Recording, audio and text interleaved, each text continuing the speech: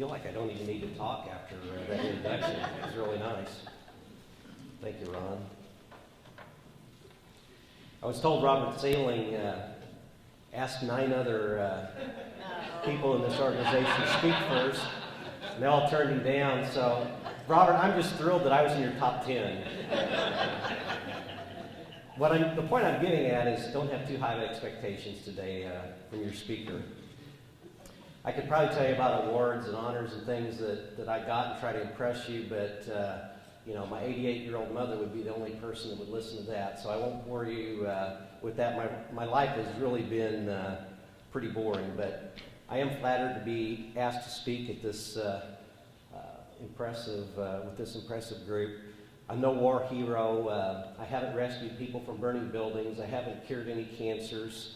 But over the years, I've learned to let God take control and listen to God. And as Deacon Ron said this morning, do not be afraid. Trust in God.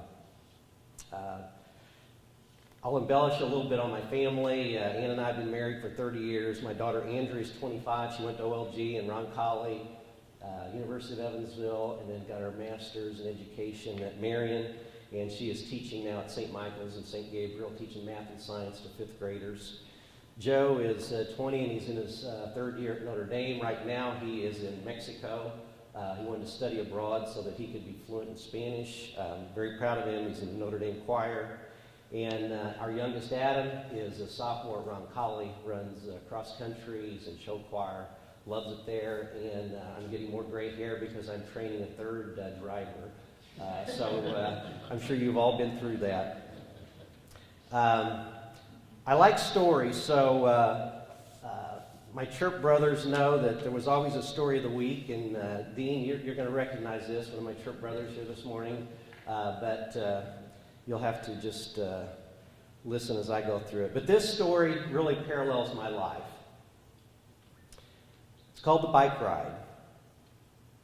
At first I saw God as an observer, like my judge, keeping track of things I did wrong. This way, God would know whether I merited heaven or hell when I died.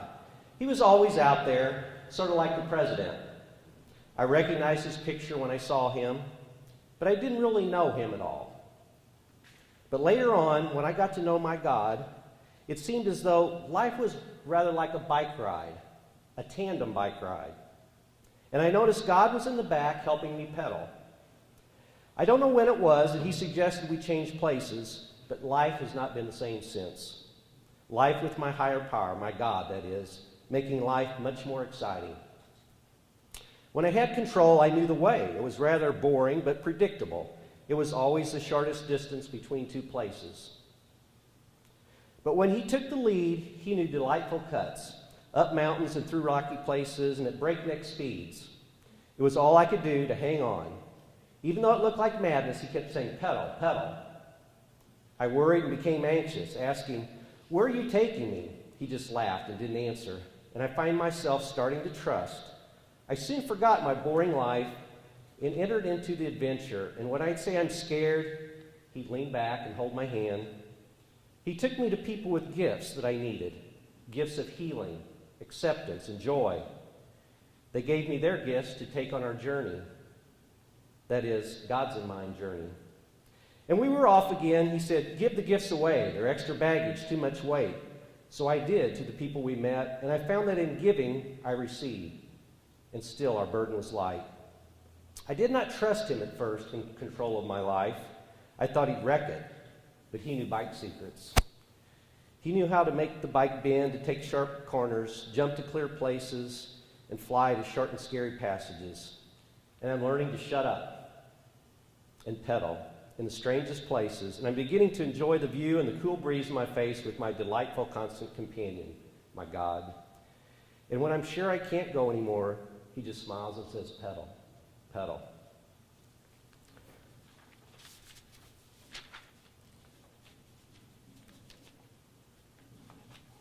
I'll try to be brief telling my life history. Growing up in Evansville, I attended St. Boniface Grade School. I went to Mater Dei High School. I was active in CYO sports. I was an altar boy. I was a lector at Mass. I was in student government. I was president of student government my senior year at Mater Dei. Growing up, though, I never really realized how poor we were. And then, fortunately, through the generosity of other people, it allowed me to go to a Catholic grade school and Catholic high school because there's no way that my parents could afford the tuition. The nuns at our church at St. Boniface frequently brought us boxes of food and used clothing to allow us to get by. So I'm very grateful for that. God was always looking out for our family. And then I'd like to talk just a minute about influencers in my life, because I think all of you in this audience have that opportunity to be role models and mentors, and oftentimes you do it without even realizing it. One of my first influencers was a businessman from our church, and he was my grade school basketball coach for several years and ended up being my boss. I worked at his vending company from my 6th grade through my sophomore year of high school. Actually, through my sophomore year of dental school. He was a great blessing in my life. He became a father figure to me after my dad passed away my senior year in high school. And Steve Helfrich created work for me on every day, every holiday, every snow day, every summer day. And as I look back, I'm sure he understood our family situation and not only provided work, but he was one of my biggest encouragers. Back then, you really had to know someone to get in dental school. It was super competitive. And Steve asked 2 of his golf buddies that happened to be dentists if they would write letters of recommendation for my admission. Neither of them knew me at all, but just on what he said, they were willing to do that. So I can never thank him enough for going out on a limb and believing in me when no one else would. My mom was another huge influencer, encourager. My dad just finished 6th grade. He was a laborer, was an alcoholic, never spent a lot of time with me or my 3 brothers. My mom, she graduated number 1 in her high school class, Evansville Memorial, and she was the one that said higher education is the way to success. You got to keep going to school. So I was the only one of my brothers to finish college, and Mom continued to encourage me to do more. Then a third influencer in my life was Dr. Delia Reeser. She's a female dentist, and I met her at St. Christopher. That's where I attended Mass when I was in dental school. She ended up working for me. She retired and decided that she missed work, and she came back to work with me 2 days a week. And she was a living saint.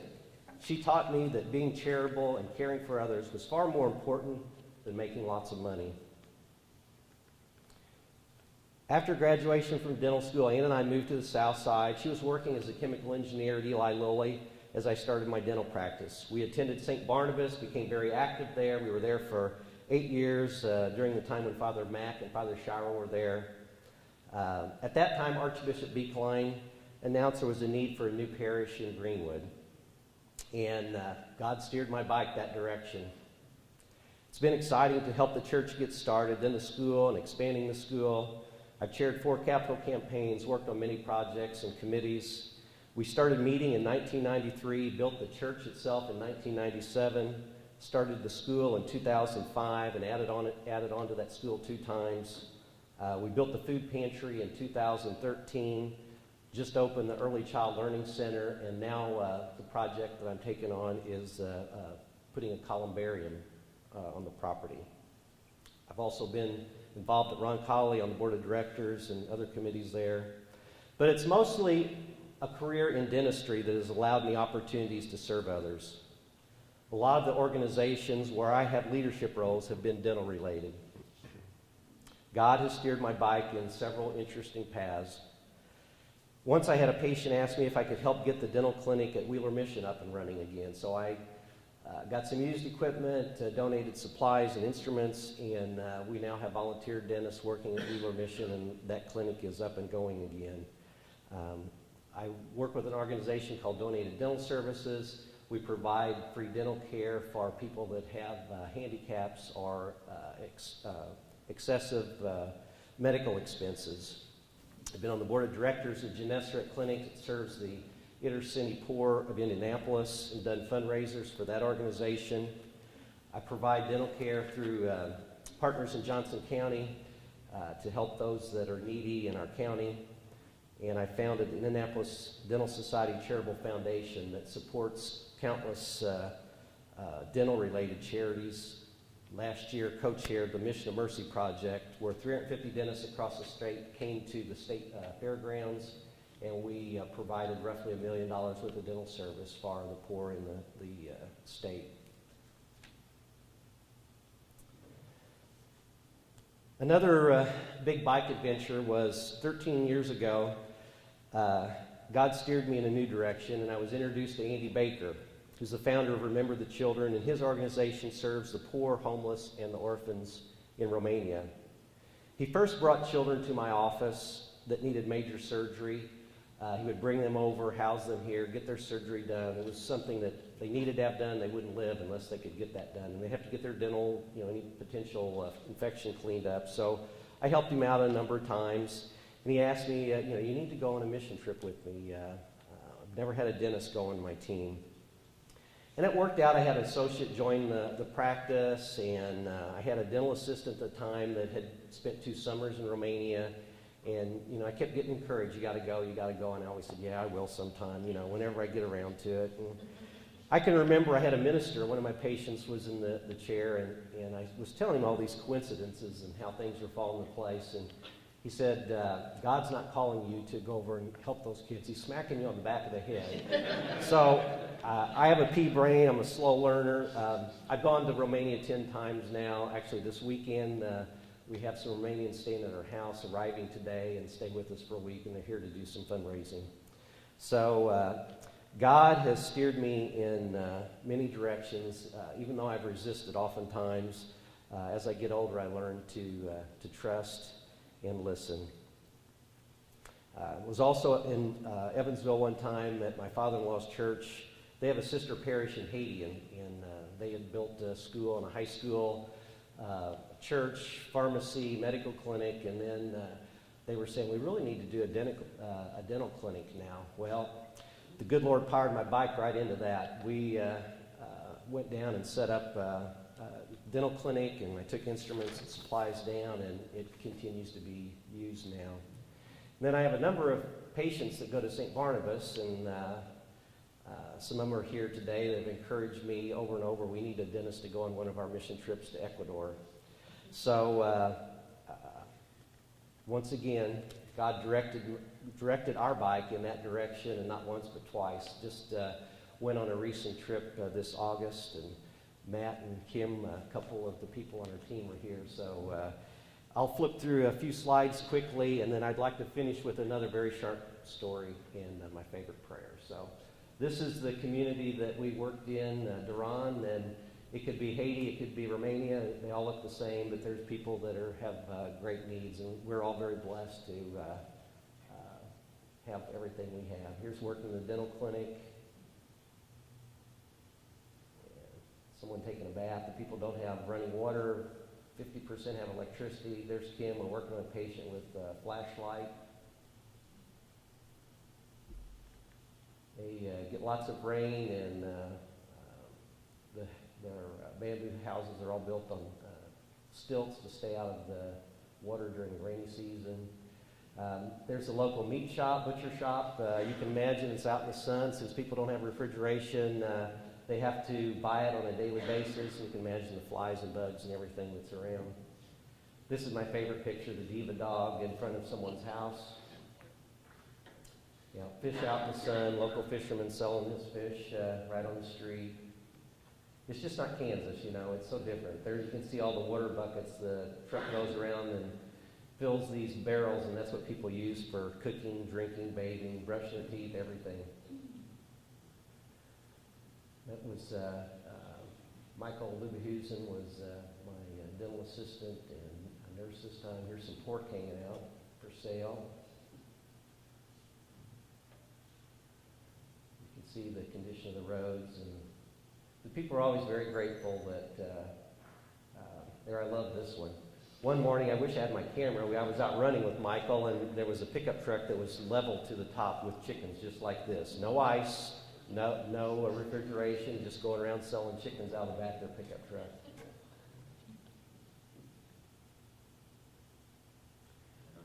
Pope was there the week prior we were there, so there was a lot of people still excited about that. There's David Sailing, Robert's son, and he was out reading in the evening, and you know, when there's pigs and cows and chickens just kind of roam around, you wonder whose they are, who takes care of them, but you know, it's just so different from here. I just thought that was interesting. But you can see God's beauty wherever you are. His creation is awesome. So a beautiful sunset. Where you see the water tower there is where we were staying. So I could show you all 450 pictures, but we'd be here a while. Another thing that God has definitely directed me in so many of the organizations that I've been involved with. There have been capital campaigns and fundraising. And, you know, as a kid, I always hated selling Cub Scout popcorn. I hated selling those chocolate bars we had to sell for school. I hated asking people for money. So now I can't believe how many times God has directed me to help organizations raise money. And a lot of my time is done doing just that. So, again, trusting and listening to God is important. This little story summarizes what I hope will happen someday for me, and I hope that it will happen for each one of you. God calls us to do small miracles each day of our life. He's not looking for the big, crazy, bodacious things, but just every opportunity we have to help others. Listen and trust. It's called the servant's reward. One day when you're in heaven, someone will come up to you and thank you for the way you touched his or her life. The person's words will take you completely by surprise. Soon another person will seek you out, and then another and another. As you listen to each one's story, you will begin to discover all the ways that God used your life when you were unaware of it. You will find that it was most often not the big things you did, but through the small and simple things. A spoken word that was not planned, a spontaneous act of kindness, a loving attitude, or a caring smile. To your joy, you will discover that in all these ways and more, God used you to deposit an eternal measure of his love into many needy hearts. He's using you in more ways than you can ever imagine. Be his servant today. Reach out to someone in need. Thank someone who has helped you along the way.